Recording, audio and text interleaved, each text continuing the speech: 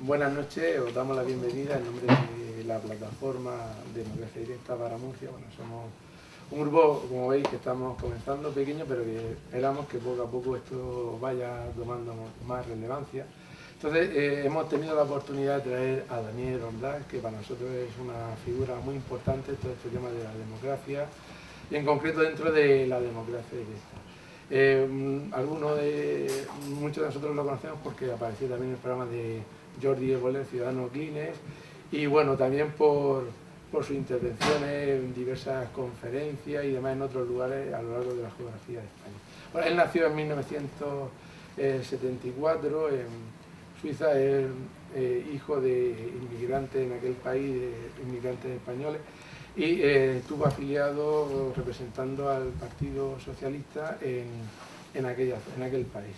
Es licenciado en Derecho y ha estado trabajando y sigue trabajando para algunos de los bufetes más prestigiosos del país. Estuvo trabajando también como editor en una revista política que se llama Stattement, sobre todas estas cuestiones de política, democracia directa y demás. Entonces, pues esta noche vamos a tener la enorme fortuna que nos explique en qué consiste principalmente el sistema de democracia directa, no solamente cómo funciona un poco en Suiza y en otros países, sino también cómo podría ser su traslado a la democracia española, cómo se podía incluir en la Constitución. Entonces, él principalmente basa su exposición, igual que lo indican los libros, pues en unos pilares fundamentales que os los voy a leer y ya él posteriormente lo irá desarrollando. La democracia directa del pueblo para el tema de las leyes y la Constitución, las listas abiertas, la reforma del Senado y la elección en el Congreso, los políticos milicianos, que ahora nos explicará un poco más en qué consiste eso, y la elección popular del gobierno. También estos temas de democracia directa han sonado mucho en España y aquí también ha sonado otra cuestión más, que es el tema del mandato revocable, que me gustaría que él también a lo largo de la exposición nos dijera si eso estaría previsto o no, porque en el ideario de bastantes movimientos sociales y políticos y demás, pues se incluye esto del mandato revocable. ¿De acuerdo? Pues adelante. Muchísimas gracias, Pedro. Yo voy a empezar presentándome a mí mismo muy brevemente, porque ya Pedro lo ha dicho prácticamente todo. Soy hijo de asturianos, nací y me crié en Suiza, he estudiado en 2 universidades suizas Derecho, y estoy casado, tengo 3 hijos y nada, me ha interesado mucho la política española en su día. Llegó un momento que la di un poco por perdida y luego al cabo de 8 o 9 años de repente surgió el tema con una entrevista de Jordi Évole y a raíz de eso, pues bueno, me he vuelto a interesar por la política española y he escrito estos 2 libros. El primero fue España se merece una democracia directa, que como veréis en el propio libro es una autoentrevista. Es una entrevista que le hace el ciudadano español Daniel Ordaz al abogado suizo Daniel Ordaz, que soy también yo. Entonces, en este libro explico las diferencias entre el sistema político suizo y el sistema político español a raíz de las preguntas que me iba haciendo la gente a través de Twitter, a través de Facebook, después de la entrevista con Jordi Évole. Y luego ya, posteriormente, la gente empezó a preguntarme si no podía hacer propuestas concretas para España. O sea, hay como 3 fases, ¿no? En la primera fase la gente quería que le explique cómo funciona Suiza, en la segunda fase que compare Suiza y España, y en la tercera fase que haga propuestas concretas para España. Y eso ya fue luego el segundo libro, que lo hice con un compañero de universidad mío de la época, que es Juan Cortizo, es también abogado en Suiza, de origen gallego, y ya en los años 90 del siglo pasado, cuando estábamos en la universidad y hacíamos Derecho Constitucional, pues con nuestro corazón español y nuestros ojos suizos veíamos las cosas que funcionan mejor a nuestro juicio en Suiza decíamos, hombre, algunas de estas cosas se podrían aplicar en España, pero claro, eran los años 90, eran los años en los que los fontaneros ganaban más que los alcaldes, eran los años en los que los encofradores ganaban más que los ministros. Era una época en la que hablar de democracia directa en España sonaba chino. Era una época en la que la corrupción no molestaba, no nos preocupaba, y de hecho, cuando nosotros empezamos con este proceso, con Reforma 13, que es nuestra propuesta para reformar el sistema político español, ya existía el 15M, todavía no existía Podemos, pero ya había alguno que otro que hacía propuestas parecidas. Lo que pasa es que bueno, la política oficial los consideraba perroflautas y tal, y nadie nos hacía mucho caso. A Juan y a mí, desde luego que esto no nos pasaba, porque nosotros no veníamos a proponer algo utópico, ni raro, ni nada por el estilo. Veníamos con una experiencia que nosotros vivimos día a día en Suiza. De hecho, nuestra propuesta de reconstitución no es nada revolucionario. Es una cosa que se basa sobre todo sobre la Constitución provisional de 1978 y sobre experiencias de Alemania, Suiza, Dinamarca, Francia. Es un poco un best-of de lo que nosotros hemos encontrado en otras constituciones, que tiene que haber muchas más y muchas mejores, aplicado y adaptado a España. Y siempre desde el respeto a lo que ya se ha logrado con la Constitución Provisional del 78, que hoy todo el mundo critica, pero que en su día probablemente nadie de nosotros la hubiera podido hacer mejor. Tenéis que recordar, los que lo recordéis, y si no, que os lo cuenten vuestros padres, en qué circunstancias se hizo esta Constitución que hasta hoy es vigente y no se ha reformado, o por lo menos no se ha reformado en lo que se debería. Entonces, yo creo que lo importante es el respeto histórico a lo que se consiguió en aquel entonces, pero lo que desde mi punto de vista es lamentable es que no se haya seguido desarrollando. De hecho, muchas de las cosas que Juan y yo proponemos ya están, por lo menos la semilla, ya está en la Constitución del 78, es decir, la democracia directa, o por lo menos participativa, está prevista en la Constitución española, no habría que cambiar mucho. Las listas abiertas, no hace falta cambiar ni una sola coma en la Constitución. El Senado de por sí debería de ser una representación territorial, nunca lo ha sido, pero en la Constitución no hace falta cambiar nada para ello. De hecho, solamente habría que aplicarla. Bueno, sí, para el Senado sí, alguna modificación habría que hacer. Para las listas abiertas no, las listas abiertas, o sea, las leyes electorales luego se han ido desarrollando a capricho de los que en su día tuvieran el poder. Entonces, lo que os quiero transmitir es que yo no soy rupturista, ni soy de estos que ahora dicen que todo es sagrado lo que se hizo en el 78 y no se puede cambiar nada. Me alegro mucho de que hoy, 3 años después, ya haya muchos políticos que estén hablando de algunas de las propuestas que hacíamos nosotros en aquel entonces. Lo que lamento es que no se hayan hecho en los últimos 37 o por lo menos en los últimos 20 años. Nuestras propuestas son las que antes mencionaba Pedro, pero hoy sobre todo quiero hablar del control democrático, es decir, de lo que normalmente se llama democracia directa, pero yo ya no uso el término democracia directa porque hay una parte de la sociedad a la que le genera pánico hablar de democracia directa y hay otra parte de la sociedad a la que le genera casi demasiada ilusión. Entonces yo por eso lo llamo solo control democrático. El control democrático, desde mi punto de vista, consiste en 2 elementos fundamentales. Uno es el referéndum que nosotros utilizamos el término de referéndum distinto a España. En España llamáis referéndum a todas las votaciones populares.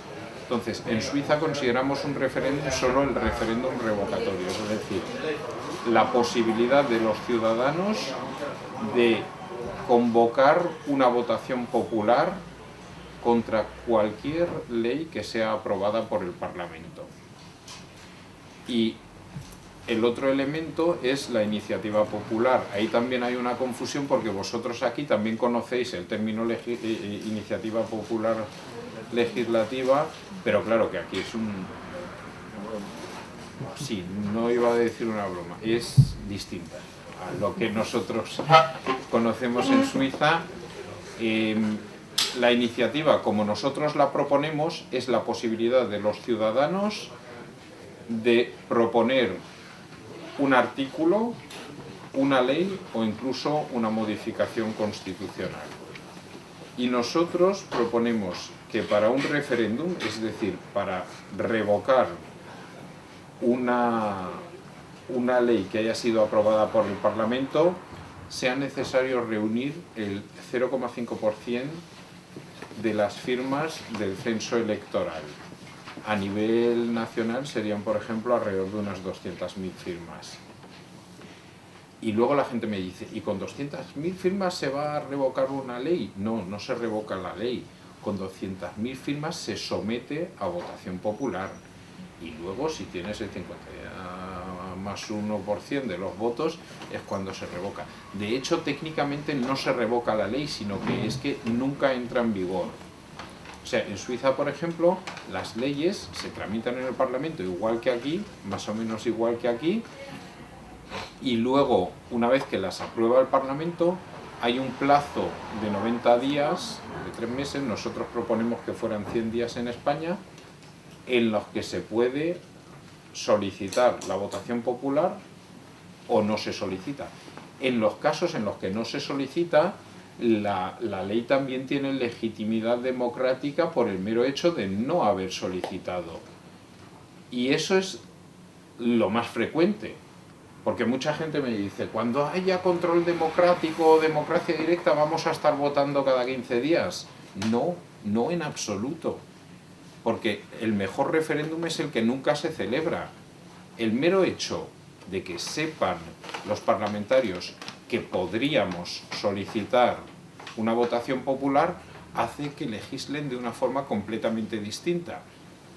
Porque aquí ahora mismo el partido que sea, cuando tiene una mayoría absoluta o tiene una mayoría pactada, puede hacer lo que le dé la gana. Y no necesita negociar con nadie. Y eso es lo que hace que vayamos dando bandazos cada 4 o 8 años. Cada 4 o 8 años cambiamos la ley de educación. De hecho, esta que entró en vigor ahora, la oposición lo primero que dijo, no dijo qué va a hacer mejor. Lo primero que dijo es, esta nos la cargamos en cuanto entremos en el gobierno. Entonces, claro, eso va a hacer que entremos ya en la número 13 o 14 o yo que sé cuántas. De hecho, hay gente que me dice que la democracia directa sería un peligro porque cambiaría cada 2 por 3 las cosas. No, la democracia directa es precisamente la que garantiza la estabilidad y la seriedad. Porque no vamos dando bandazos cada 4 años como hasta ahora, sino que habría un consenso razonable que dura más allá de la legislatura. He mencionado el tema de esta ley de educación, pero lo mismo pasa con las leyes laborales o lo que sea. O sea, también en Suiza, cuando se empieza a desarrollar una ley, pues es como aquí, la derecha quiere una cosa, la izquierda quiere otra cosa, los verdes quieren otra cosa y es un tira y afloja, pero siempre a sabiendas de que, independientemente de la constelación que haya en el Parlamento y los pactos que puedas llegar a tener, si te pasas de chulo, te lo pueden reventar en las urnas. Y no tienen que esperar 4 años. Y entonces eso hace que en el debate parlamentario se vaya templando y se vayan buscando pues unos términos medios que hacen que luego el resultado sea muy aburrido. De hecho, mucha gente me dice que la política suiza es aburrida. Digo, a ver, para empezar, la política no tiene que ser divertida. La política no es una cosa de pandereta y cachondeo. La política suiza es aburrida en sus resultados, pero es súper apasionante en el camino hacia ese resultado. Y en España pasa un poco lo contrario. Nadie sabe cómo llegan las leyes, pero de repente, viernes por la noche, decretazo, y a partir de ahí es cuando empiezan las pasiones, las huelgas, los scratches, las manifestaciones, todo lo que tú quieras. A partir de ahí es cuando empezamos a pelearnos en Twitter y en Facebook. Pero claro, eso es a toro pasado y eso solo desestabiliza el país. Lo interesante sería que toda esa pasión y toda esa ilusión la pusiéramos antes de que entre en vigor la ley, y que luego, una vez que entre en vigor la ley, la respetemos, porque sabemos que o la hemos aprobado en votación popular en la menor parte de los casos, o hemos renunciado a esa votación popular que también le da legitimidad democrática. Yo creo que uno de los problemas que tiene nuestro sistema actual en España es que das carta blanca durante 4 años. O sea, si tú hace 8 años estabas a favor del matrimonio gay, votaste al PSOE. Y el PSOE hizo lo que te había prometido, introdujo el matrimonio gay. Pero con ese mismo voto que tú le diste al PSOE, te han prohibido fumar en un bar. O han reformado una ley laboral que a lo mejor tú, que eres empresario pero quieres matrimonio gay, no querías esa ley laboral. Y lo mismo le ha pasado a la gente que ha votado al PP en las últimas elecciones, que a lo mejor lo que quería era una reforma de la ley de educación, pero de repente, con ese voto que le han dado para que reformen la ley de educación, le han prohibido a tu hermana que aborte. O te han subido el IVA. El IVA, por ejemplo, ha sido una de las cosas que le ha chocado mucho a Jordi Évole cuando estuvo en Suiza, porque en Suiza hemos subido el IVA en una votación popular. Y aquí el IVA os lo han subido. Pero claro, siempre es una cuestión de cómo se llega a ese resultado, no del resultado en sí.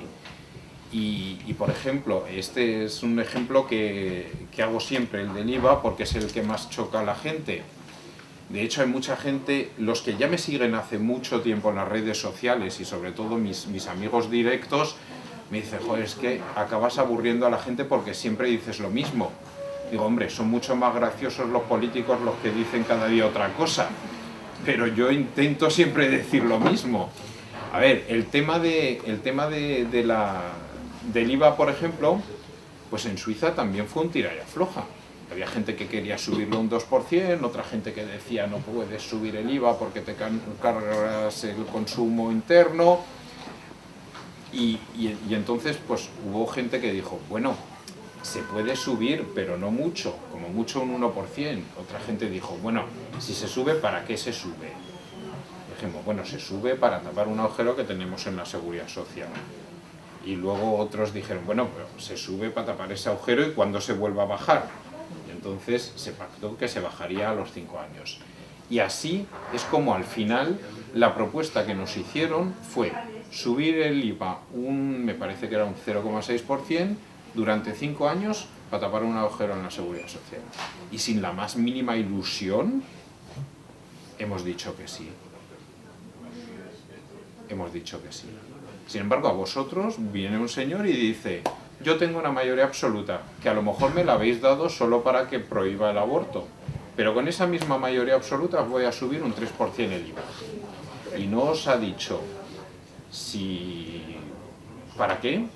No os ha dicho cuándo os lo va a volver a bajar, no os ha dejado decidir, no os ha dejado ni siquiera proponer si eso de subir el IVA es lo que nos saca de la crisis, porque no lo subimos un 5%. Ni siquiera eso os ha dejado proponer. O sea, no os ha explicado por qué no bastaba con un 2%, pero tampoco os ha dicho, os ha dejado subirlo un 4%. Entonces yo creo que eso incluso no se hace con mala voluntad. Se hace desde un cierto paternalismo en el que dices, a ver, yo soy político, yo tengo responsabilidad de Estado, yo soy el que gestiona esto y los demás son todos imbéciles, ¿o qué? Yo creo que es una cuestión del concepto de ciudadano que tenemos. Y eso enlaza un poco con el tema de los políticos ciudadanos. De hecho, en Suiza se llama político miliciano. Y yo cuando uso el término político miliciano me dicen, ten cuidado porque en España lo de miliciano suena rojo y tal. Curiosamente en Estados Unidos las milicias son grupos armados de ultraderecha, que no son muy rojos tampoco. O sea, el mismo término miliciano en un sitio es de ultraderecha, en otro de ultraizquierda, por eso ahora ya he ido adaptando términos. O sea, la democracia directa ya la llamo control democrático y ahí ya la gente está más tranquila. Y los políticos milicianos ahora son políticos ciudadanos. Perdona, sí. En Rusia la milicia es lo que aquí la Guardia Civil. Sí. O sea, otra... Sí. Bueno, al fin y al cabo es un término latín que cada uno hizo con él lo que quiso, como con la democracia, como con la solidaridad, como con liberal. Liberal en algunos sitios es de derecha, en otros de izquierda, en algunos sitios te llamas liberal y eres lo peor que hay, y en otros sitios, o sea, yo considero que soy muy liberal en la mayoría de las cosas, porque para mí lo opuesto a liberal sería conservador. Pero bueno, volviendo al tema, entonces, yo creo que el concepto de ciudadanía y el concepto de político tiene que cambiar. Un político no es nada más que un ciudadano normal y corriente al que le damos un cargo durante un tiempo limitado con un poder limitado, por el mero hecho de que no cabemos todos en el Congreso, ni siquiera cabemos todos en el Ayuntamiento. Y si el político tiene ese concepto, y el propio ciudadano también, y el ciudadano como yo, se considera político. O sea, yo soy político 6 veces al año, porque decido en la urna. Y aparte de eso, soy político una vez cada 4 años porque elijo a mis representantes y puedo ser más político cuando tenga un cargo. Y en Suiza tenemos estos políticos milicianos o políticos ciudadanos, que significa que a nivel legislativo, es decir, en los parlamentos municipales, cantonales o federales, nadie se dedica en exclusivo a la política. Todos tienen su profesión, su oficio, su empresa, su lo que sea, y aparte le dedican un tiempo a la política. Por supuesto, a nivel municipal, pues a lo mejor es un 10% de su jornada laboral. En ayuntamientos grandes como Zurich puede ser un 20%. Hay algunos cantones en los que es un 10%, y hay cantones en los que a lo mejor pues tienes que tener plenos cada 15 días. Y entonces es más, ¿no? Otra confusión que ha habido es que los políticos suizos no cobran. Es mentira. Sí que se cobra. El político miliciano, por lo menos a nivel cantonal, o el político ciudadano a nivel cantonal y a nivel federal, recibe unas dietas. Es decir, se le paga por ir al Parlamento, a los plenos y a las comisiones. Que eso es el tiempo que no puede dedicar a su trabajo normal. Y todo aparte, ir a asambleas, ir a conferencias como yo hoy aquí, eso es hobby. Pero eso es un hobby que también lo hago yo. Y que tampoco me lo paga nadie. Porque a mí luego vienen a veces políticos españoles y me dicen, es que es imposible ser político a tiempo parcial. ¿Cómo va a ser imposible? Y además es que teniendo en cuenta los resultados que tienen los amateurs a tiempo parcial de allí y los profesionales con asesores y consejeros de aquí, digo, vamos, yo creo que es viable. Porque bueno, es como un poco si el equipo de los alevines de Lorca gana por goleada al Real Madrid y luego intentan explicar por qué unos tienen que ganar millones y los otros no. Pues lo mismo ha pasado un poco con el tema de la política, ¿no? Que al final los amateurs parece que lo están haciendo mejor que los propios profesionales. Yo creo que además sería una enorme ventaja para los propios políticos, porque todos somos políticos. Y a mí me encantaría que todos vosotros, aparte de ser políticos el día de las votaciones populares, en los referéndums y en las iniciativas, todos os planteéis asumir un cargo político. No todos valen para ministro, pero sí todos valen para concejal y para alcalde. De hecho, en un país en el que hay gente que es capaz de mantener una familia con 500 o 600 o 700 euros, ¿cuánto más sería capaz de gestionar un ayuntamiento? Gente que es capaz de tener una pequeña o mediana empresa con la que está cayendo hoy, con creces es capaz de gestionar un ayuntamiento. Entonces yo abogo porque todos os consideréis políticos y sobre todo quiero y defiendo la dignidad de los políticos, de todos en general, salvo algunos. O sea, a mí lo que no me vale es eso de que todos los políticos son corruptos menos unos pocos que no. No, no, todos los políticos son buenos y dignos, cada uno desde una perspectiva distinta, salvo unos cuantos. Y yo sé que estáis muy quemados con el tema de la corrupción, pero también en la corrupción hay que distinguir un poco. O sea, para mí hay tres niveles de corrupción. Hay uno que es la corrupción pura y dura, donde realmente uno es un criminal que entra solo y exclusivamente para robar, y eso es muchísimo menos de un 1%. Y eso es una cosa que tienes entre los abogados, entre los libreros, entre los taxistas y entre los albañiles. El que solamente quiere robar. Y ahí eso nunca se va a poder erradicar del todo, lo único que hay que hacer es que cuando los pilles, a la cárcel. Pero eso es lo de menos y eso lo hay en todos los países de la Tierra. Luego, el núcleo duro, grande, es la corrupción del propio sistema. La corrupción que el propio sistema fomenta o incluso a veces exige, que es una corrupción que surge de un sistema en el que tienes poder absoluto, un poder enorme, sin el más mínimo control democrático, y además se convierte en una profesión la política. Y eso hace que los políticos se conviertan en víctimas de su propio sistema. Es decir, yo quiero que todos vosotros os planteéis ser algún día concejal de algún pueblo. Vamos, en Suiza es que hay muchísimos más cargos políticos que solo ser concejal o alcalde o tal. La inspección de la escuela es un cargo miliciano, es un cargo que hacemos en nuestro tiempo libre. El jefe de o sea, los bomberos. En Suiza solo hay, me parece que son 4 cuerpos de bomberos profesionales y todo lo demás es milicia. El ejército es miliciano. Entonces, yo quiero que todos vosotros os consideréis propietarios de este Estado y responsables de este Estado. Pero claro, si tú te planteas hacerte concejal ahora en Murcia o hacerte diputado en el Parlamento Regional Murciano, si te metes una o incluso 2 legislaturas, a partir de la segunda legislatura no puedes volver a la vida laboral normal. Te conviertes en una víctima del sistema y no eres reciclable para la vida laboral. Y precisamente eso es lo que queremos evitar y lo que en Suiza evitamos con el sistema de los políticos ciudadanos.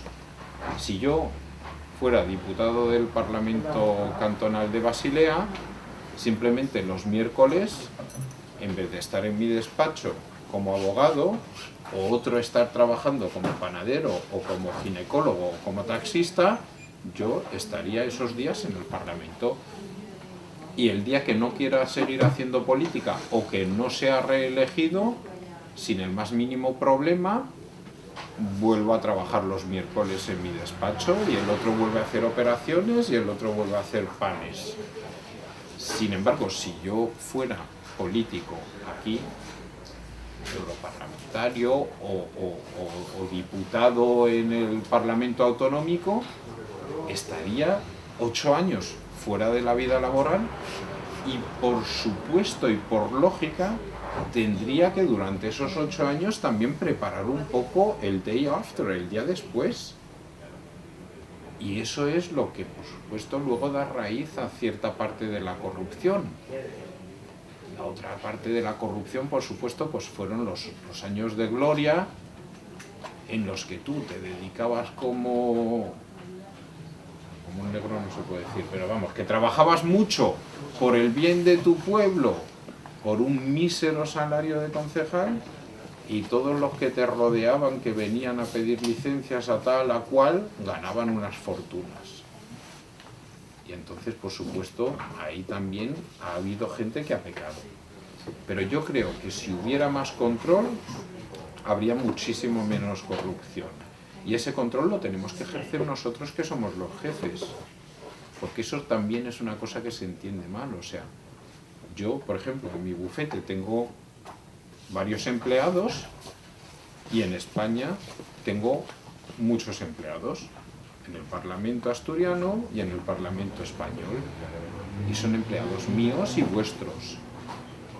Y seguimos teniendo la percepción de que son representantes del Estado, de la soberanía, de la autoridad. O sea, la autoridad no existe, la autoridad somos nosotros. Y yo creo que eso es también una percepción histórica que es distinta en Suiza a la que hay en España. O sea, en España partimos de la base de que hay un soberano que va delegando sus funciones a duques, condes y marqueses, y esos las siguen delegando hacia abajo, y siempre hay alguien encima tuya que te manda. Mientras que en Suiza, cuando se creó la Confederación en su día, pues eran unos cuantos campesinos que dijeron: no queremos pertenecer al imperio de los Habsburgo. Por supuesto, hubo guerras, hubo de todo, también hubo feudalismo, o sea, no es tan idílico como lo venden a veces, pero básicamente luchaban para ser libres. Mientras que en España luchábamos contra un rey para poner otro rey. O matabas a un conde para que fuera tu tierra del marqués de no sé dónde. Y yo creo que ahí es donde tenemos que cambiar el concepto y la percepción de Estado. El Estado es nuestro y ellos solamente están para administrarlo. Y los tenemos que seguir controlando durante esos 4 años. Es como si yo hoy comprara un restaurante aquí en Murcia y le entrego al gerente las llaves y le digo: bueno, ya pasaré por aquí dentro de 4 años. Haría lo que le dé la gana. Pero si él supiera que yo le puedo mandar un fax y decirle: oye, tienes que introducir en la carta tal, o tienes que reformar el baño. Si él supiera que yo a lo mejor la semana que viene paso por aquí, a lo mejor vengo en julio, a lo mejor viene mi prima a controlarlo, entonces ya gestionaría de otra forma el restaurante. Pues lo mismo pasa con el Estado. No puedo entregar a nadie las llaves de la Moncloa y decir: ya nos veremos en 4 años. Y yo creo que eso es o sea, para mí lo más importante de toda esta conferencia y de los 2 libros es que llevéis esa mentalidad de que no se puede echar a perder un Estado y entregárselo a nadie, porque esto no es una crítica a los que ahora tienen la mayoría absoluta, también lo es a los que la tuvieron antes y también lo es a los que quizás la tengan a partir de finales de este año, porque es un peligro para todos. Nadie al que le des poder absoluto sin ningún control va a ejercer ese poder en tu interés. Nadie. Por supuesto, ahora ya sé que en España hay mucha esperanza de que los que vengan ahora nuevos vayan a ser mucho mejores. es un poco... El otro día en una entrevista lo comparaba con una bota de vino. Si tienes una bota de vino que está picada por dentro, por mucho que cambies el vino, siempre se te va a pudrir y siempre se te va a poner muy mal. Sea un Don Simón o sea un Vega Sicilia. Obviamente, en el momento en el que cambias el vino, pues si te lo bebes en las próximas pocas horas, estará todavía medianamente bien.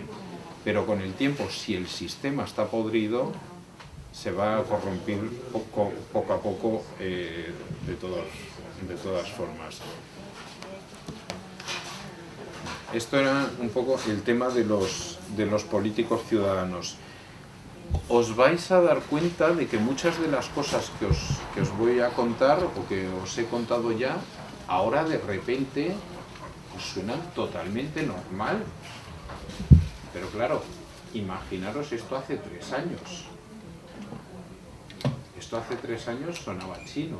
Hace 15 años, cuando empezamos Juan y yo a contar estas cosas por España, sonaba chino absoluto. Y yo me alegro muchísimo que ahora de repente una de nuestras propuestas de la reforma del Senado habla de ellas también Pedro Sánchez. El tema de políticos milicianos o políticos no profesionales es una cosa que Cospedal introdujo en plena legislatura en Castilla-La Mancha. De repente dijo, se acabó, aquí ya no cobráis nada. Claro, ya no cobráis nada algunos, porque los míos siguen cobrando porque son alcaldes en sus pueblos. Lo de las listas abiertas lo pide Esperanza Aguirre. Entonces, claro, yo de repente digo, coño, estoy pidiendo lo mismo que Cospedal, que Esperanza Aguirre, que tal. Digo, que o me equivoco yo, o se equivocan ellos. Ellos lo piden cada uno solo desde su punto de vista y solo aquella parte que les interesa. Igual que UPyD pide la reforma del sistema electoral para el Congreso. Nosotros lo que hemos intentado en Reforma 13 es hacer un paquete con todo lo que consideramos que es necesario reformar. Y no todo nos gusta, ni a mí ni a Juan. Entonces la gente a veces me dice, pero bueno, eres tonto, haces una propuesta de una reforma constitucional que no te gusta. Y digo, hombre, es que hay cosas que son necesarias para equilibrarlo y algunas molan más y otras molan menos. Pero, por ejemplo, no tiene absolutamente ningún sentido listas abiertas si no hay un sistema de participación ciudadana, si no hay democracia directa o control democrático. Porque ¿de qué me sirven a mí las listas abiertas si luego, al final, todos los que yo vote en esa lista van a votar lo mismo en el Parlamento? O sea, la disciplina de voto va completamente reñida con las listas abiertas. Porque la disciplina de voto significa que yo al final en las listas abiertas elegiría a un candidato por guapo, por alto o por apellido, pero sabiendo que luego al final en el Parlamento va a votar lo mismo que si hubiera puesto a cualquier otro en esa lista. Entonces lo importante de las listas abiertas es que exista aparte el control democrático mediante referéndums e iniciativas, porque ahí es donde yo puedo empezar a identificar a los candidatos y donde puedo hacer un perfil de candidatos. Veo a un candidato del PP, pero que está a favor del aborto, o un candidato del PSOE, pero que dijo que sí o que dijo que no a la ley del tabaco para prohibir fumar en los bares, por ejemplo. Y entonces así es como yo me hago un perfil de los políticos y, ya pasó el tema de las listas abiertas, puedo elegir a los políticos que más me gusten a mí y no a los que un secretario general o un presidente haya puesto en una lista cerrada. Os explico muy brevemente, porque luego lo tenéis todo explicado en los libros, cómo funcionan las listas abiertas. Las listas abiertas tú recibes en tu casa, pongamos por ejemplo para la Comunidad Autónoma de Murcia, 10 listas, se presentan 10 listas. Yo recibo 10 listas con los candidatos que los partidos hayan propuesto como les dé la gana a ellos, más una lista vacía. Entonces yo tengo tres opciones. Yo puedo coger la lista del partido que más me guste, la meto en un sobre y la envío, o la meto en la urna.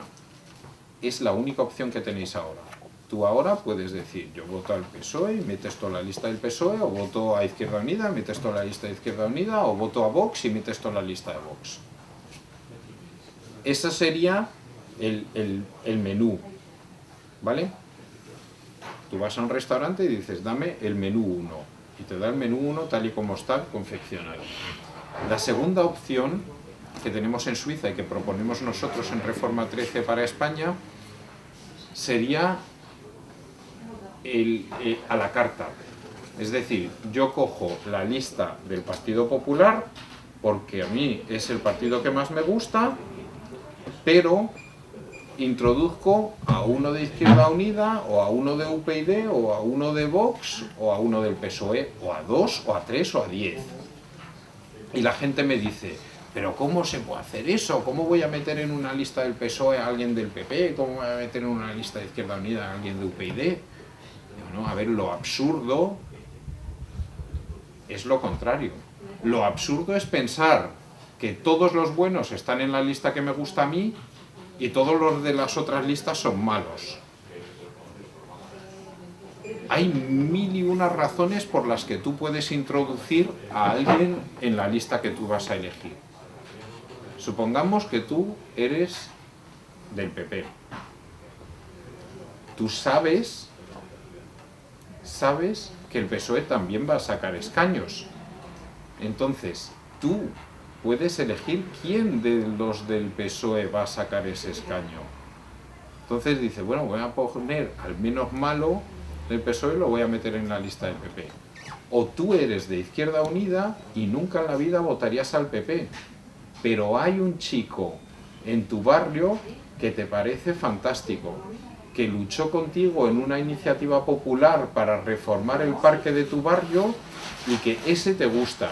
No te gusta su partido, pero él te gusta. Entonces coges y a él lo introduces en tu lista de Izquierda Unida. Hay miles de razones por las que tú puedes modificar una lista. Las chicas pueden decir, yo solo voto mujeres. Entonces, una chica de UPyD coge la lista de UPyD, tacha a todos los hombres e introduce mujeres de PSOE y de Izquierda Unida. Y luego la gente me dice, pero eso no es un criterio político. O por ejemplo, hay gente que dice, yo no quiero votar a nadie que tenga menos de 30 años porque no tiene suficiente experiencia. O hay gente que dice, yo no quiero votar a nadie que tenga más de 60 años. O yo solo quiero votar a gente que tenga título universitario, o yo solo quiero votar a gente que no haya ido a la universidad. Y me dicen, eso no es un criterio político. Digo, ¿pero creéis que las listas hoy se confeccionan según algún criterio político? Y además, ¿quién es el que decide si eso no es un criterio político? Para mí puede ser un criterio político que yo quiero que todos los que vayan en la lista sean ecologistas, independientemente de qué partido sean. O hay otra gente que dice, yo solo quiero votar homosexuales. O hay quien diga, yo no quiero votar a gente que esté divorciada. ¿Y por qué no? Eso es un criterio que elijo yo como ciudadano. Pues este sería el sistema a la carta, ¿no? Coges una lista y vas tachando y añadiendo. Y luego hay la tercera opción, que sería el buffet libre, que coges la lista vacía y en esa lista vas confeccionando tú como te da la gana. Pones el señor tal del partido tal, el señor cual del partido cual, la señora tal, y mandas esa papelita. A mí me parece lo más natural del mundo, porque es lo que he vivido. Y de hecho por eso es por lo que a mí no pueden venir luego los políticos y decirme, es que eres un perro flauta, un utopista, eso no funciona. Ya no, funciona desde hace 150 años. O sea, no os preocupéis por mí. Yo sí que sé que funciona. Lo mismo con lo de la democracia directa. Claro, cuando lo dice un chaval en la Puerta del Sol, pues rápidamente vienen los que saben le tapan la boca y le dicen, nada, perro flauta, vete a trabajar y no digas tonterías. A mí desde luego que no, porque yo sé que funciona. Entonces, lo de las listas abiertas, por ejemplo,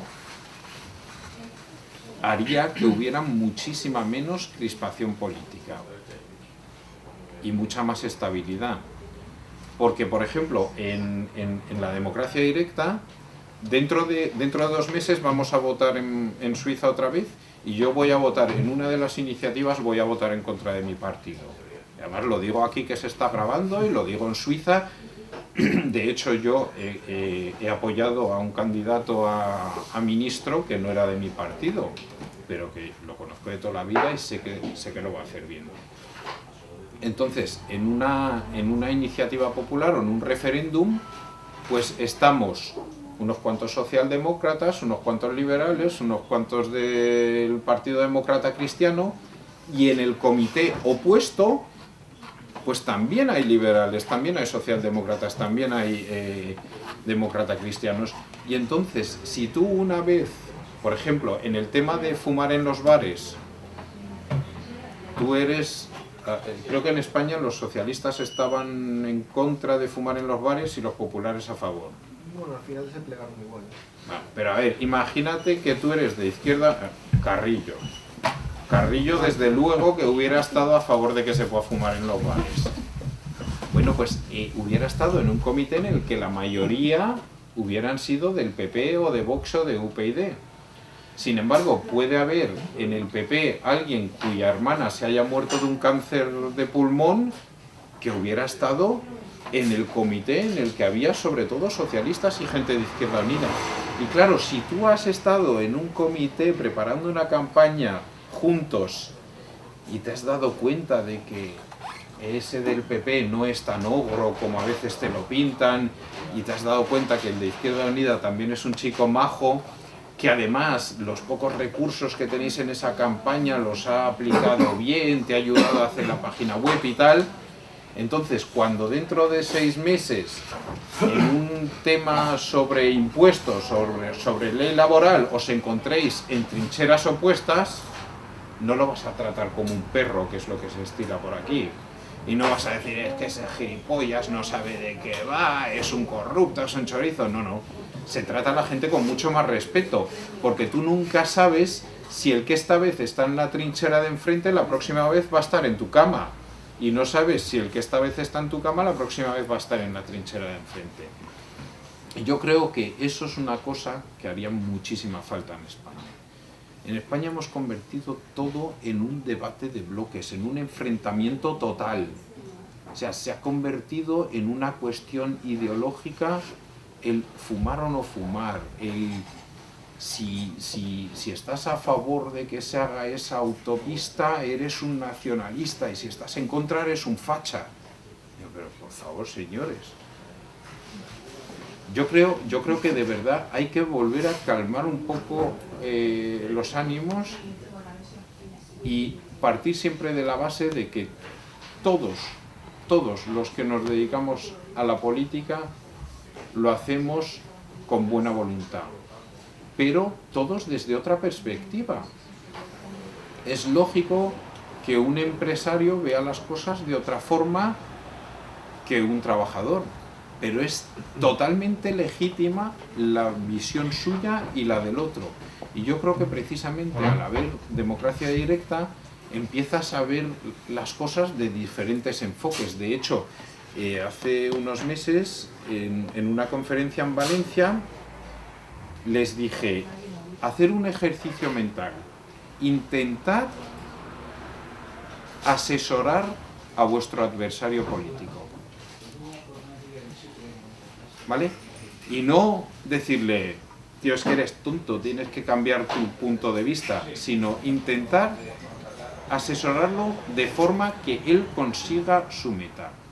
O sea, si alguien de vosotros no es nacionalista y está en contra de la independencia de Cataluña, intenta que tú fueras el asesor de Junqueras o de Artur Mas. Imagínatelo. ¿Cómo le asesorarías? ¿Qué harías? ¿Qué le dirías? Entonces de repente te das cuenta y dices, bueno, a ver, alguna cosa es lógico que él piense así, es lógico que tal. Si alguien de vosotros es nacionalista, pues intenta ver el mundo por las gafas de Mariano Rajoy. Yo creo que ese es un ejercicio realmente importante. Yo como abogado lo hago siempre.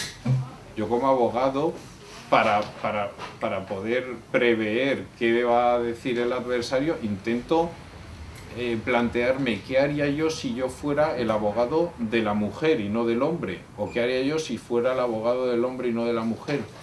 Pues ese ejercicio lo podéis hacer también en política.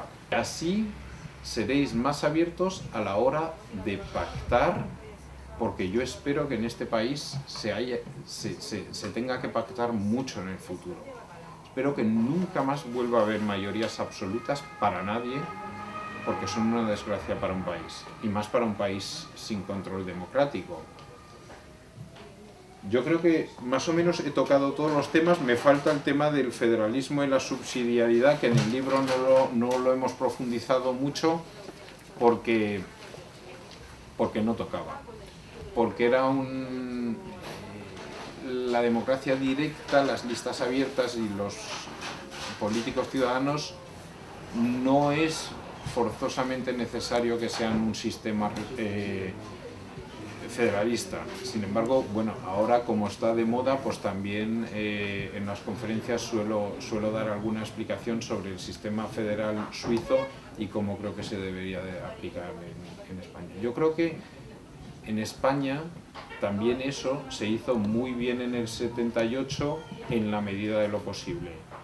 En la Constitución Provisional del 78 se fijó lo que de aquella se llamaba la España de las tres vías, ¿no? Que estaban pues las históricas, las semihistóricas y las poco históricas. Poco a poco eso se ha ido desarrollando y se ha convertido en la España de las 17 vías. O sea, prácticamente no hay una comunidad autónoma que tenga justo las mismas competencias que otra. Es una cosa completamente incomprensible para alguien que está acostumbrado al sistema federal alemán o al suizo o al estadounidense. O sea, imaginaos que el estado de Wyoming tuviera más derechos o competencias que Arkansas o que California, que es muchísimo mayor.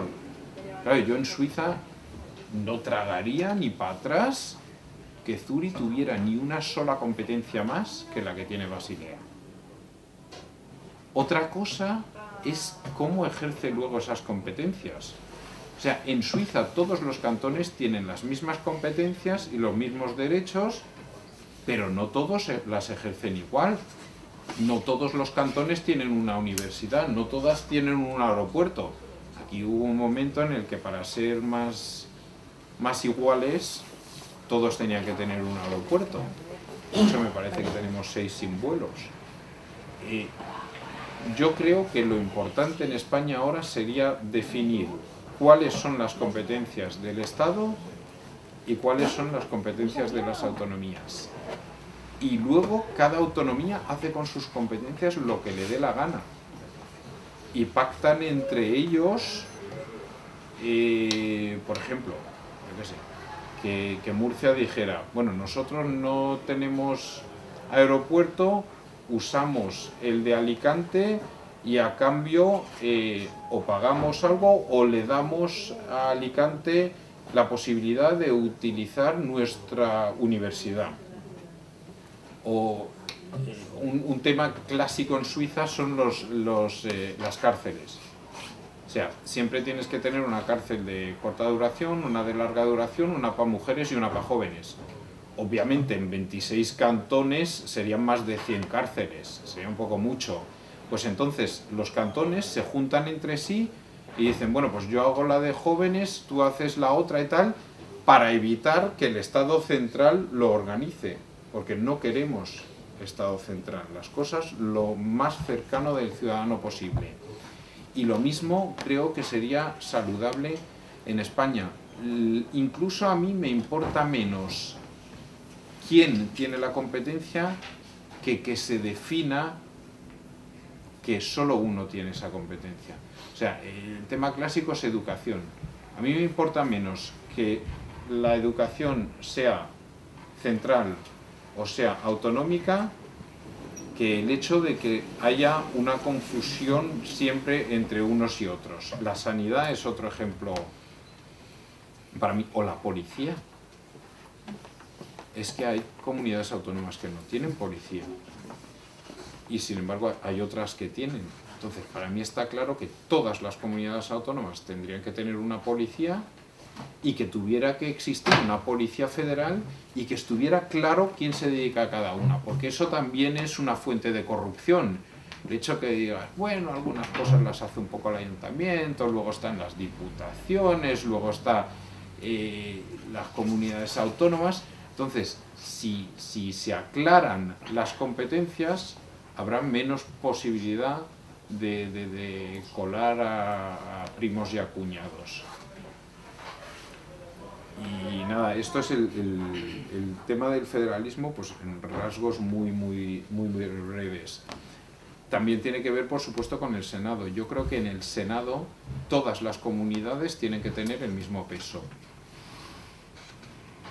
Y luego la gente me dice, pero claro, es que Andalucía tiene muchos más habitantes que Murcia, ¿por qué va a tener el mismo peso? Porque en el Senado no es one man, one vote, un hombre, un voto, sino que en el Senado es un territorio, un voto.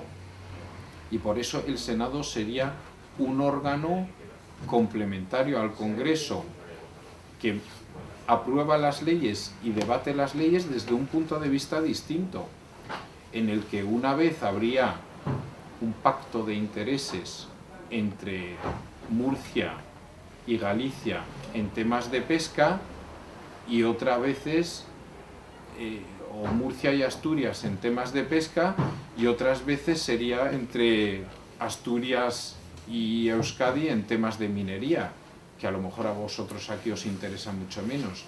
Y ahí no sería tan importante la posición del partido, sino la posición del territorio. Yo quiero que no coincidan los socialistas asturianos con los socialistas andaluces, ni los del PP de Galicia con los del PP de Murcia, porque si siempre tienen que coincidir, entonces es cuando realmente no hace falta el Senado. Entonces es cuando realmente podemos prescindir de él, que es el peligro que hay ahora mismo. Hay mucha gente que dice, el Senado como igual no funciona y es un cementerio de elefantes, lo quitamos. Pero con ese mismo criterio casi pues quitar hasta el Congreso y entonces ya queda poco. Yo creo que lo importante es que definamos quién tiene qué competencias y que le demos vida a esas estructuras y que nos sintamos mucho más cómplices e identificados y sobre todo responsables. La gente me dice, es que quieres quitarle el poder a los políticos. Digo, no, lo que quiero es darle la responsabilidad a los ciudadanos, porque al final sois los que pagáis el pato. Y me dicen, claro, pero es que pueden cargarse el sistema, pueden hacer no sé qué. Digo, mucho peor que lo que nos han hecho ahora, desde luego que no lo hubiéramos hecho si lo hubiéramos hecho unos cuantos amateurs. Yo creo que nada, vamos a aprovechar para que podáis hacer un par de preguntas antes de que nos echen. Muy breve, lo del control democrático.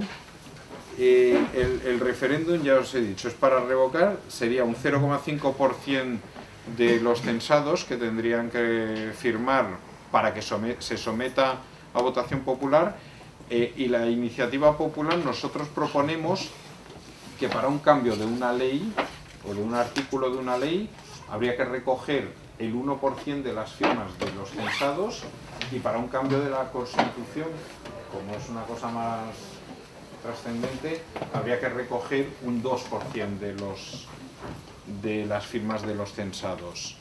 Esto, por supuesto, se puede discutir, se puede subir a un 5%, se puede decir queremos un número fijo siempre. Yo creo que lo importante ahora es que se discuta, y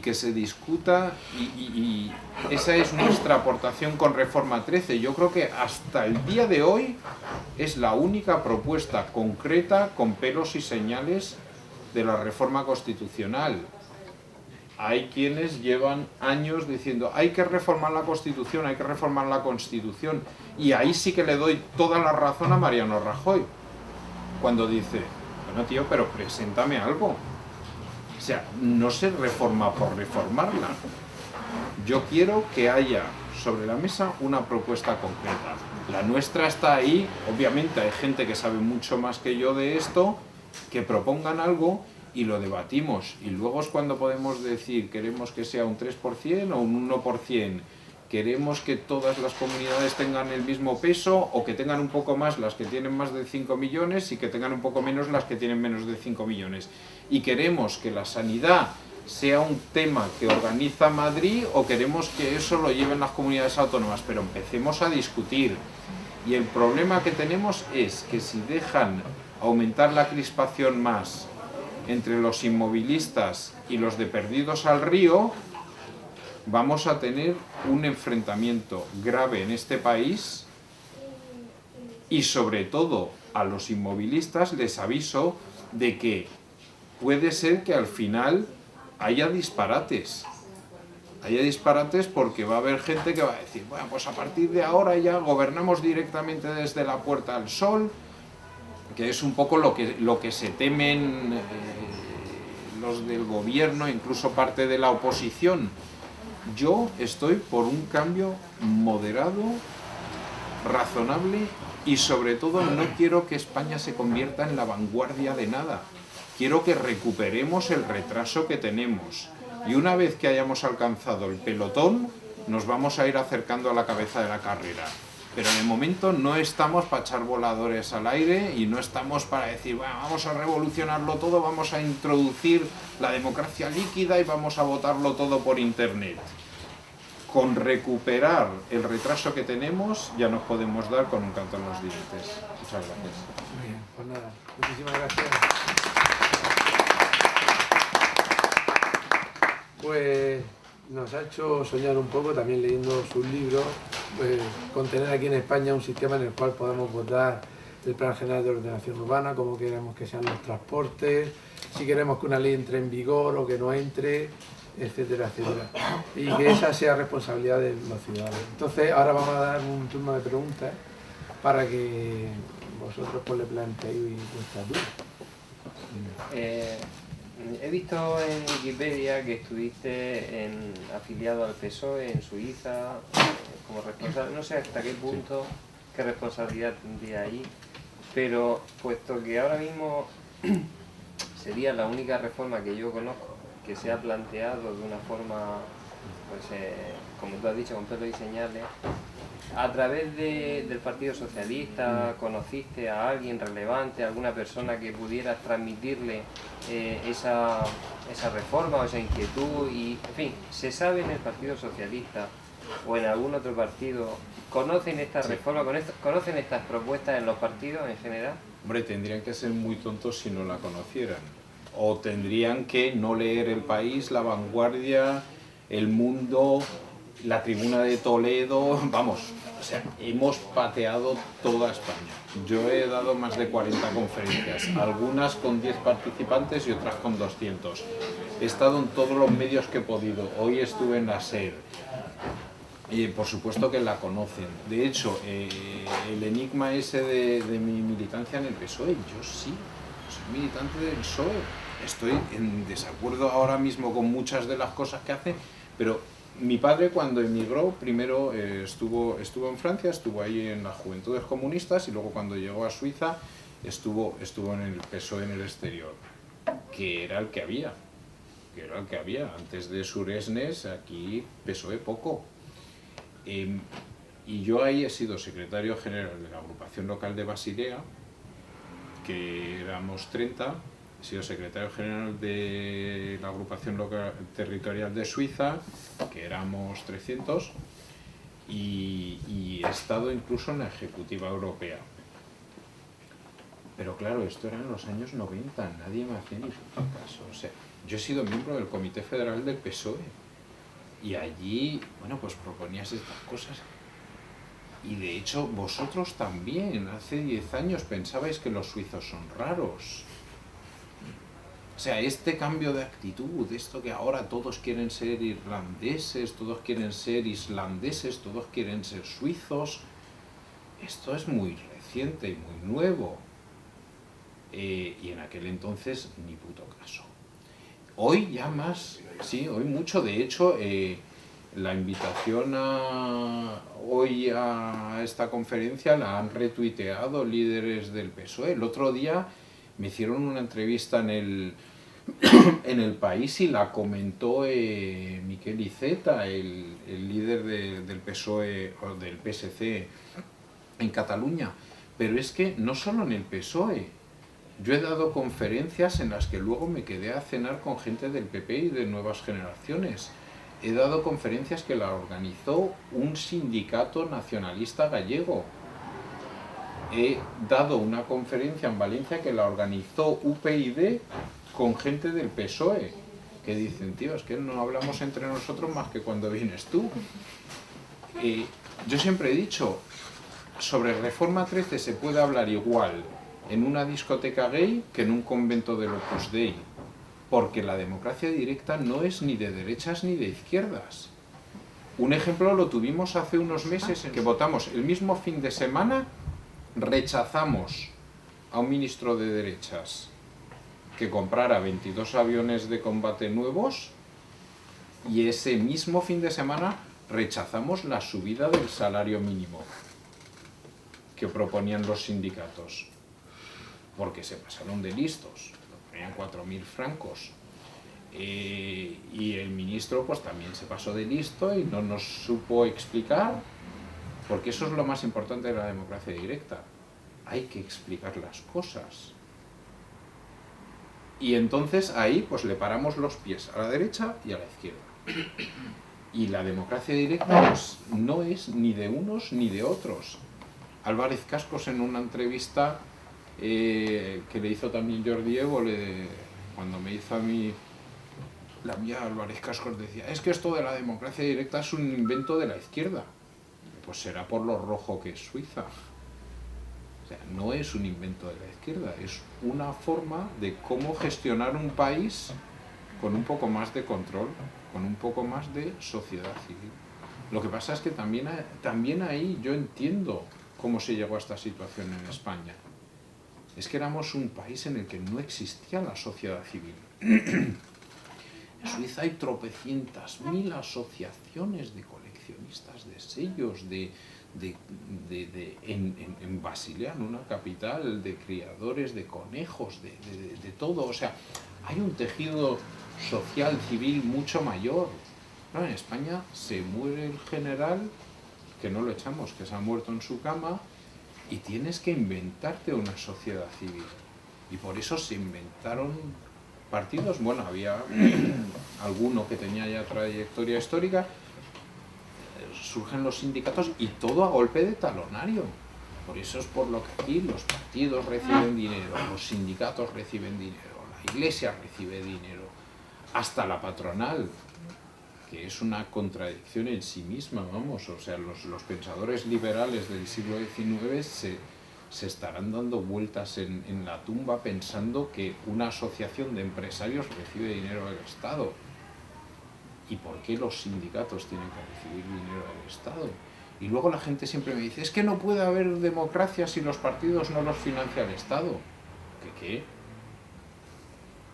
Una cierta ayuda puede haber, pero que aquí el 80% de todos los ingresos de un partido sean del Estado y que luego quitan a uno por corrupto y lo meten de asesor de no sé qué, lo meten de consejero de no sé qué, o lo meten dentro del partido en alguna función dentro del partido y dicen, eso no es un cargo público. Digo, no es un cargo público, pero es un cargo pagado con dinero público. Entonces yo creo que de verdad tenemos que cambiar nuestra visión del Estado. El Estado no es el enemigo, el Estado es mío. Y necesita gente que lo gestione y que yo los controle. Dime. Yo quería preguntarte, bueno, me ha encantado escucharte desde el principio, desde luego. El tema clave me parece a mí que es el tema de la responsabilidad. Parece que los españoles no acabamos de ser responsables de nuestras cosas. Yo pienso que nuestra sociedad tiene instrumentos para participar, pero que no los utilizamos. Parece que el español es un indolente que siempre deja que los demás hagan, porque hay asociaciones, hay partidos políticos, se puede participar, pero la gente no acaba de participar. Entonces yo pienso que la verdadera transformación está ahí, ¿no? En ser conscientes de que tenemos que ser responsables. Y luego el tema de los partidos, que bueno, es que los partidos son un aparato que no hay quien lo haga caer, ¿no? Hay muchos militantes de base que están deseando que caiga el aparato para poder realmente participar y no pueden. La pregunta que te quiero hacer es, en esa reforma que vosotros proponéis de la Constitución, ¿cómo veis el Estado aconfesional? ¿Cómo veis el tema de la laicidad? Yo creo que la laicidad es una cuestión muy importante y muy transformadora también. ¿Hacéis alguna propuesta en este sentido? No. Y a ver, hay gente que nos dice que nos hemos pasado porque dicen solo había que introducir la democracia directa y todo lo demás ya lo íbamos a arreglar sobre la marcha en votaciones populares. Y yo creo que eso no basta. Yo creo que hay que arreglar mucho alrededor. Y luego hay otra gente, como tú ahora, que nos dice, bueno, es que había que haber cambiado mucho más la laicidad, la monarquía, no sé qué. Y digo, eso no hace falta para tener un sistema, una constitución nueva, un sistema nuevo con control democrático. Eso es una cosa que sí que se puede cambiar sobre la marcha una vez que tengas los instrumentos para cambiarlo. Nosotros lo que queremos es introducir los instrumentos y que luego tú puedas recoger firmas para decir, yo quiero que en la Constitución ponga que el Estado español es un Estado laico. Pero creo que sería un error querer cambiarlo todo de golpe. No obstante, obviamente yo soy defensor de un Estado laico, faltaría más. Pero no tienen por qué coincidir todos los que quieren democracia directa con que haya Estado laico. Eso es un poco un error, ¿no? Que hay gente que dice, bueno, como yo estoy a favor de la democracia directa y soy republicano, doy por hecho que todos tienen que ser republicanos los que están a favor de la democracia directa. Y todos tienen que estar a favor de un Estado laico y además todos tienen que estar a favor del aborto. Yo no, coño. Tema por tema, y así es como realmente puedes llegar a un consenso sobre tu tema con unos cuantos y con otros sobre otra cosa. Es obvio que al final te vas a dar cuenta que casi siempre coincides con los mismos, pero no siempre. Precisamente por eso es por lo que tú un día vas a militar en un partido como yo. Estoy en el partido en el que coincido con más del 60% de las cosas, pero nunca voy a coincidir con el 100% ni quiero. Y vamos, el día que tengas los instrumentos para poder proponer lo que dices del Estado laico, yo soy el primero que te firma, pero primero yo quiero que tengas esos instrumentos. Y me ha hecho mucha gracia tu primera frase, tu primera intervención, porque es una cosa que lo he oído en toda España. Lo de, me encanta lo que propones y muy bonito, pero eso en España no va a funcionar nunca. Y tú estuviste a punto de decir una cosa que me dijeron en Oviedo, porque has dicho, es que los españoles no tan... En Oviedo me dijo uno, es que claro, los españoles somos malos porque Dios nos ha hecho así. Dice, es que esto no... Es muy bueno, pero en España no puede funcionar. No, Digo, yo he dicho que hace no? falta, es necesaria una transformación Sí. en cuanto al tema de la responsabilidad, creo que se está produciendo. Se está produciendo gracias a la crisis. Sí, Si esta creo que se está crisis produciendo. tuvo algo de buena, es que la gente se ha concienciado de que la política les concierne directamente. Antes la política era una cosa que sucedía en el telediario, que sucedía en Madrid o como mucho en la capital de la comunidad autónoma. Y ahora de repente la gente se ha dado cuenta que la política, el paro, la prima de riesgo, son cosas que te tocan a ti. Las cifras del paro ya no son un número que dan antes de los resultados del fútbol. ¿No? La cifra del paro eres tú, es tu cuñado, es tu hijo o puedes ser tú misma. Y entonces yo creo que eso es excelente, que la gente se ha dado cuenta de que son objetos y sujetos de la política. Se han dado cuenta de que la política les concierne y a la vez, y eso es elemental, se han dado cuenta de que no tienen ni la más mínima influencia en la política. No tienen ni el más mínimo instrumento para participar hoy por hoy. Puedes hacer manifestaciones, scratches, huelgas, puedes cagarte en la madre que parió a quien tú quieras. Eso sí, libertad de expresión en ese sentido tenemos, pero no tienes forma de participar directamente. Yo también quería hacer una pregunta. Sí. Porque tanto el Partido Popular como el Partido Socialista han estado gobernando y ninguno, si es conocida, porque se aplica en otros países, porque no se ha hecho aquí. De hecho, ¿por qué va a cambiar ahora? Si no son con partidos nuevos. Ha dicho antes que no te gustaría que la democracia se llevara la política desde la Puerta del Sol. Supongo yo que habla de un partido en concreto, ¿no? Que ahora está en auge. Si estos partidos han tenido la opción, porque han salido a otros países y han visto cómo funcionaba, no lo han hecho, ¿por qué lo van a hacer ahora? Necesitamos realmente un partido nuevo con esas ideas nuevas. Entonces es necesario. Y para que eso suceda tiene que tener mayoría. Sí, a ver, yo no soy de los que no se atreven a pronunciar la palabra Podemos. Si a eso te refieres. Es que tenía esa sensación. No, que va. Porque A realmente ver, cuidado. los políticos anteriores no han hecho nada, no han cambiado nada porque no les interesa que la gente intervenga. Si no son con partidos nuevos que tienen nuevas ideas y están abiertos, incluso este en concreto, Podemos, es el que utiliza la participación ciudadana, de alguna manera va a ser el único que yo creo que podamos tener la opción de que la Constitución cambie, donde nosotros podamos tener participación. De hecho, a mí me pasan cosas muy raras. Entre otras, que hay mucha gente que me dice que yo soy de Podemos, que todo esto que yo propongo que es muy Podemos y que me estoy montando al tren de Podemos. Digo, no jodas. Que cuando yo empecé con esto, Pablo Iglesias no sabía que quería crear Podemos algún día. Yo estoy encantadísimo de dos fenómenos en la política española. Uno es Podemos y otro es el separatismo catalán.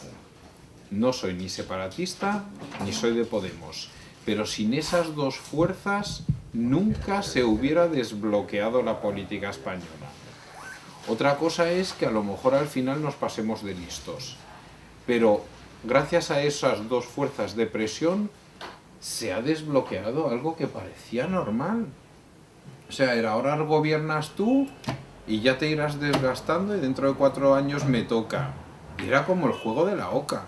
Y bueno, si no te desgastas suficientemente, pues me toca dentro de 8 años.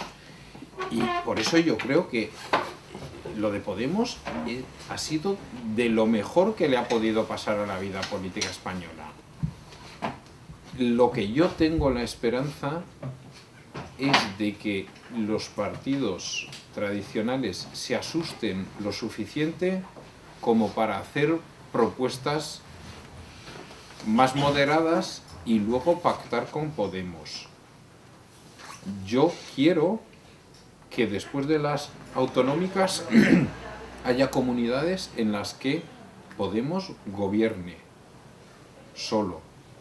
Haya otras en las que gobierne con el PSOE y haya otras, ¿por qué no?, en las que gobierne con el PP o con Izquierda Unida. Y quiero que haya comunidades en las que el PP y el PSOE gobiernen juntos. En Suiza tenemos un gobierno compuesto por 7 ministros. Y hay gente que dice que incluso ahí sobran. Hay 7 ministros que son de 5 partidos diferentes. Y no pasa nada. O sea, a mí me revienta cuando veo en la tele que sale uno y dice: yo nunca voy a gobernar con tal. Y el otro: yo nunca voy a gobernar con el otro. Digo, no, tú vas a gobernar con el que yo te mande. ¿Qué coño? Ahora de repente el PSOE no va a gobernar con el PP, el PSOE no va a gobernar con Podemos, Podemos no quiere al PP, el PP dice que solo si tengo mayoría absoluta se puede salvar este país. Digo, pero caprichosos, el que no esté dispuesto a gobernar con los otros que se presentan, que no se presente, porque Podemos yo creo que no va a tener mayoría absoluta y va a tener que gobernar con alguien. Por supuesto, si gobierna con el PSOE o con Izquierda Unida, va a tener otros resultados que si gobierna con el PP. Que lo veo difícil, pero que tiene que ser una opción. Tiene que ser una opción. Y, de hecho, yo creo que es lo bueno de la democracia directa es que puedes juzgar a la gente según lo que hace y no lo que promete.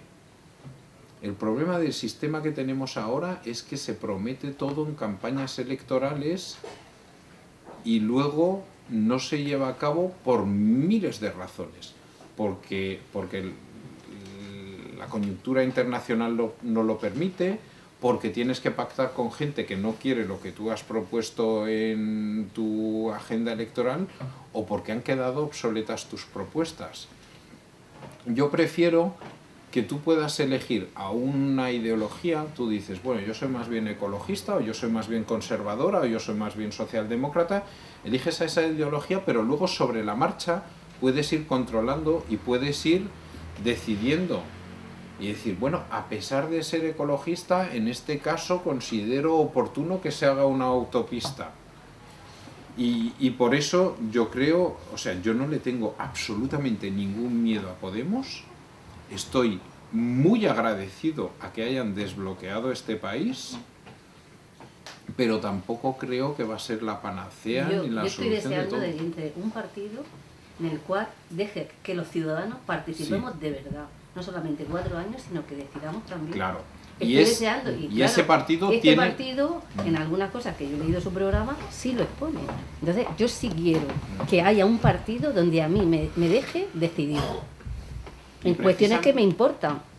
La educación, sanidad, etcétera, etcétera. Precisamente por eso yo quiero que los otros partidos, bajo la presión de Podemos, se comprometan antes de las elecciones. Pero sí que si luego se comprometen a hacer algo y lo incumplen, es otra cosa. En su país, cuando un político, supongo yo que ellos también tendrán un programa a la hora de... No presentan ningún programa. No, ni falta. Ni falta. Un programa electoral, por definición, es una mentira. Primero, porque ahora mismo en el Parlamento Español no hay nadie que sepa lo que va a pasar dentro de 3 meses. Pero los habéis elegido por las promesas que os hicieron de lo que iban a hacer en 4 años. Es decir, o luego el otro día oía a Julio Anguita que decía, es que los programas hay que cumplirlos a rajatabla. Digo, no, válgame Dios. Si uno cumple su programa a rajatabla, significa que el programa de todos los demás no se cumple nada. Yo lo que quiero es que haya un cierto enfoque, una ideología, y nosotros no tenemos un programa concreto. Por supuesto, decimos en Suiza, mi partido dice, bueno, nosotros somos un partido socialdemócrata y queremos más igualdad para los trabajadores y tal. Y decimos, bueno, en los próximos 2 años vamos a proponer esta iniciativa o la otra, que ya estamos recogiendo las firmas. Pero no es como aquí, que te presentan un programa de 100 páginas en el que está todo desmenuzado y que luego, el día después de las elecciones, te dicen, lamentablemente, como no tenemos mayoría absoluta, no podemos llevarlo a cabo, vamos a hacer otra cosa. Lo que le pasó a los que votaron al Partido Popular, que al cabo de 15 días tenían un aumento de impuestos. Yo no creo en los programas electorales. Yo prefiero que sea una tendencia, como ahora, por ejemplo, Podemos, está claro que es el partido más reformista, más abierto hacia la participación ciudadana, pero yo no quiero que ellos ahora ya me prometan punto por punto qué van a hacer, porque sé que no lo van a poder cumplir. Es que se lo exige. Le exigen que presenten un programa, y de hecho no gobiernan y ya le están incluso machacando por cosas que dijeron y no han Sí, cumplido.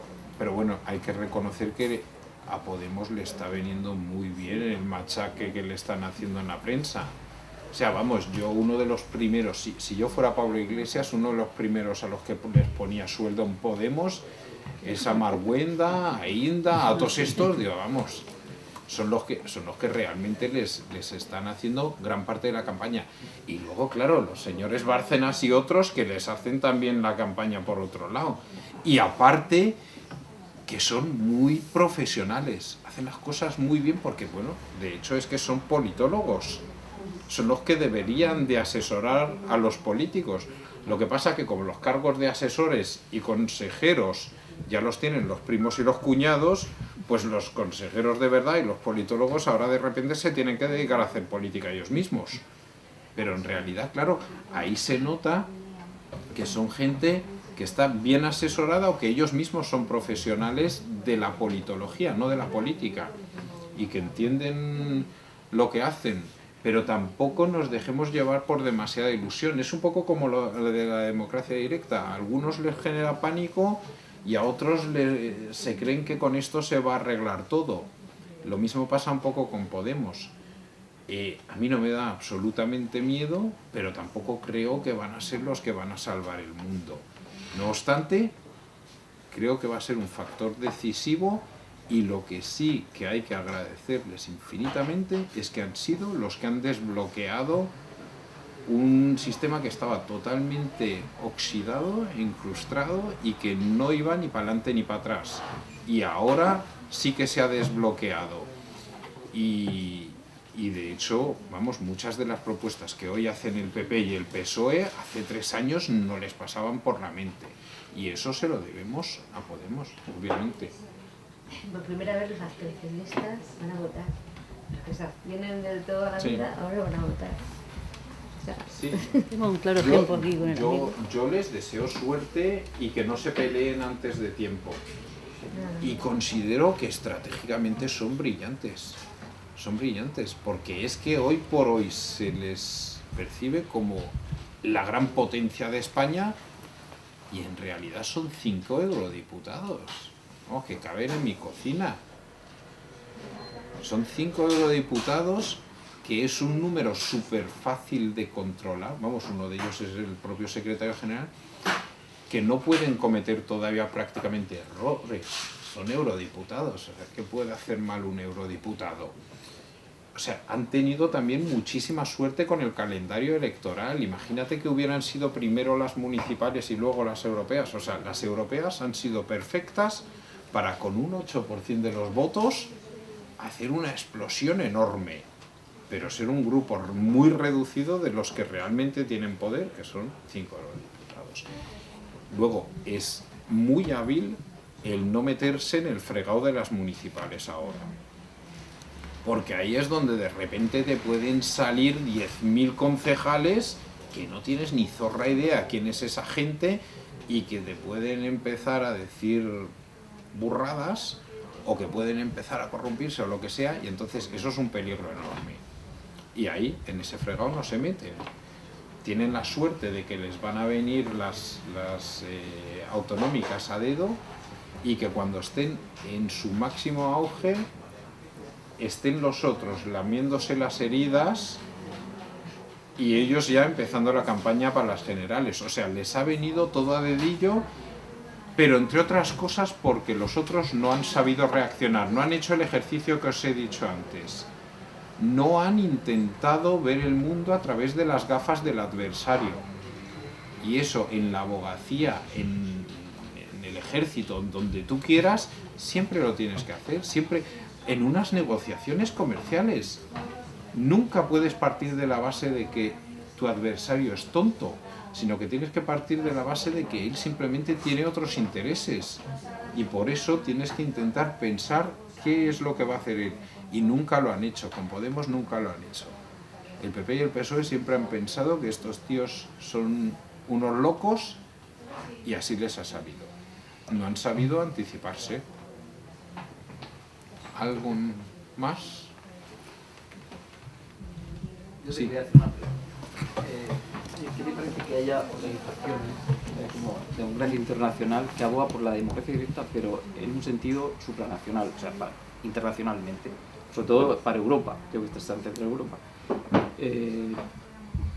¿Qué te parece esa propuesta? Sobre todo también para España, porque al final, si lo piden desde arriba, es otro frente que se abre para poder conseguir. A ver, yo estaría encantado de que hubiera democracia directa a nivel de la Unión Europea. Y además es muy fácil y muy viable. Para eso precisamente hay que definir las competencias de cada organismo. O sea, se puede hacer igual la democracia directa a nivel municipal, a nivel autonómico, a nivel nacional que a nivel de la Unión Europea. Porque, por supuesto, a nivel de la Unión Europea solo se podrían votar aquellas cosas que fueran competencia de la Unión Europea y que hay que definirlas primero. Lo que pasa es que, claro, hay gente que me dice, ¿por qué no escribes una propuesta para Europa? Digo, la he escrito para España y no me hace ni puto caso. Yo creo que tampoco tenemos que echar la casa por la ventana.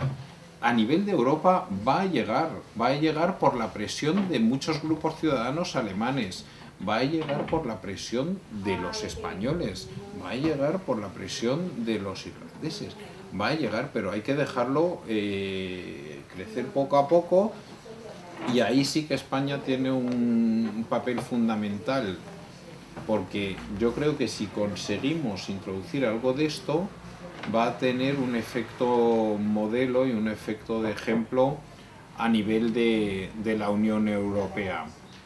Pero vamos, yo encantado. El día que decidan eso, de hecho es uno de las cosas que la gente más critica a la Unión Europea, que no tiene legitimidad democrática. Eliges un parlamento cada 5 años, la comisión no la eliges ni de cachondeo, al presidente no lo eliges, y las decisiones que toman, las toman sin que tú puedas participar. O sea, Europa tiene un enorme déficit democrático, pero bueno, yo solo con que arregláramos, o sea, si introducimos el 10% de Reforma 13 en España, yo ya me doy con un canto en los dientes. Yo no soy tan iluso como para pensar que esto antes de las generales alguien lo va a arreglar, pero yo espero que Reforma 13 sirva como base de debate para todos, porque es que hay cosas para todos, hay cosas que no os van a gustar, hay cosas que os van a encantar, hay cosas que le van a gustar al PP y otras que le van a gustar a Izquierda Unida. Pero vamos, todavía tenemos mucho por andar. Yo veo que a veces hay problemas que son muy acuciantes y que le llegan al ciudadano muy directamente, como es la corrupción, por ejemplo. Y veo que no hay voluntad por parte de los políticos o de los altos políticos y quizá también de los medios políticos de solucionar esto, cuando a veces la solución es muy simple.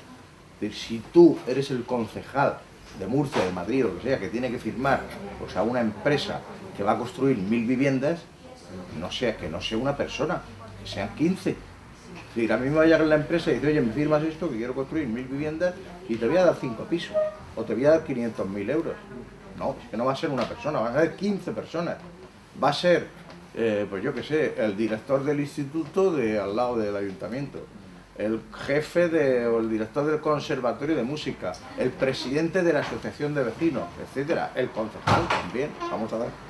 Pero que haya 12 tíos, 12 personas, no una persona, porque una persona dice, oye, te doy 3 pisos, te doy 500.000 euros y tú me firmas esto cuanto antes. Efectivamente, no, va a haber una comisión en los casos pues más críticos, en este caso de que vamos a construir 1000 viviendas, no va a ser para todo, pero para un caso importante sí.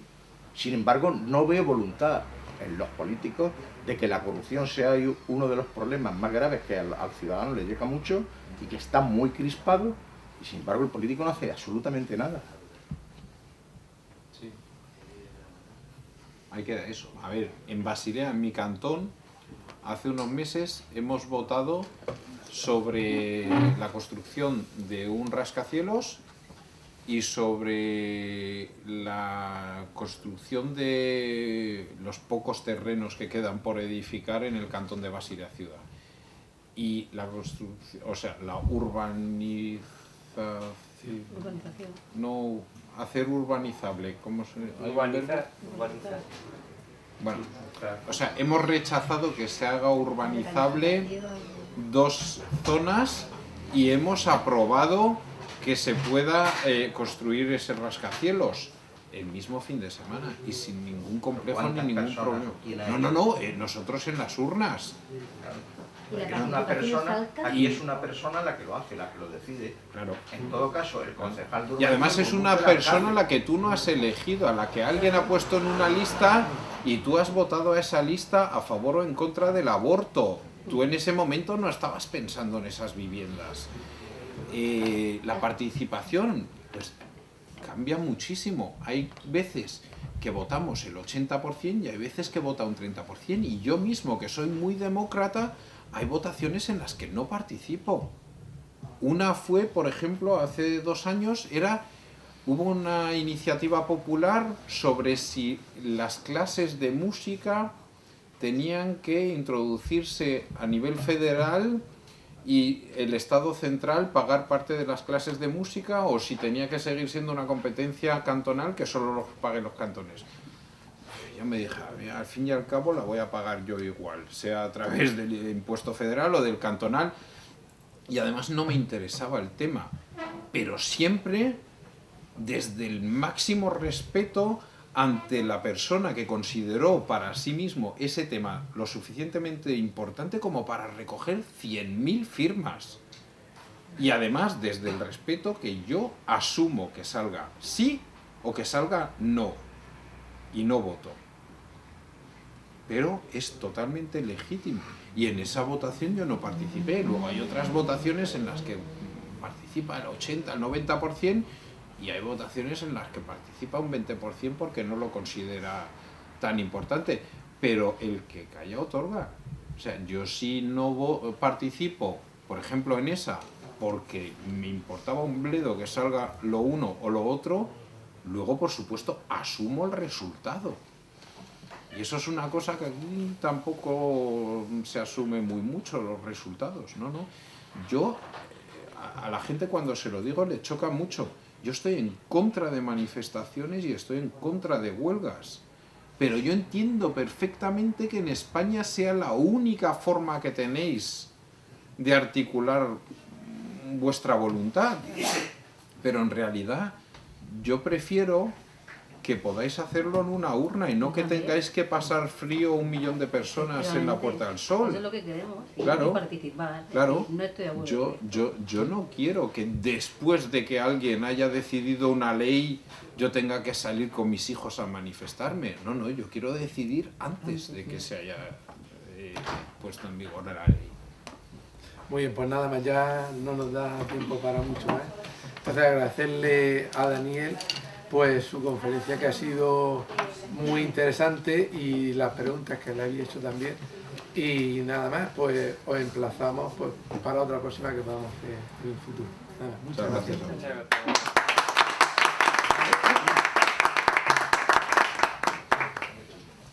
Bueno, pues sí, a mí me gusta Está muy bien. Claro.